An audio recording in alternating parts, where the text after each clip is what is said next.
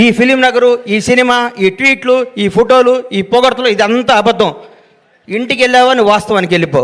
నేను రోజు ఇంటికి వెళ్ళి నా షార్నర్ కోళ్ళ ఫారం గుర్తించుకుంటా, లేకపోతే వీళ్ళు మన బతకనేరు. ఇక్కడ ఈ మాఫియా మన బతకనేదు. ఈ మాఫియాకి దూరంగా ఉండాలంటే మనం బేస్ మీద ఉండాలి. తప్పకుండా. ఎవడు బాగుంటే అబ్బబ్బబ్బబ్బ ఎంత పొడుగుందా అనేది అంటారు. నువ్వు నమ్మకు.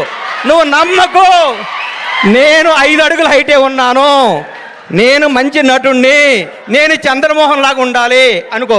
ఒకటి గుర్తుపెట్టుకో, నాకు ఒకటి గుర్తు బాగా. మెగాస్టార్ చిరంజీవి గారికి 1 year గ్యాప్ వచ్చింది. శ్రీకాంత్ అనే సినిమా పెళ్లి సంత తీసాడు అరవింద్ గారు. ఇండస్ట్రీ ఇటు కొట్టారు. అబ్బా శ్రీకాంత్ అన్న అయిపోయాడు ఇక అది ఇది అన్నారు. ఒక స్టార్ను మనం ఏం చేయలేం.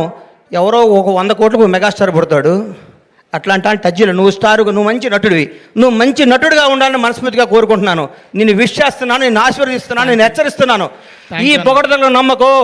రౌడీ షర్ట్ ఇచ్చాడు, మహేష్ బాబు ట్వీట్ వేసాడు, బండ్లా గణేష్ అయ్యేశాడు, ఇవన్నీ అబద్ధాలు. ఇది నిన్ను బ్లెస్ చేయడానికి, నీకు విషయం చెప్పడానికి చేస్తారు. ఇది ఈ రోజే. ఇంకో ఫ్రైడే ఇంకో మోడీ వస్తాడు, ఇంకో ఫ్రైడే ఇంకొకడు వస్తాడు. ప్రతిదానికి ప్రిపేర్ అయ్యిండు.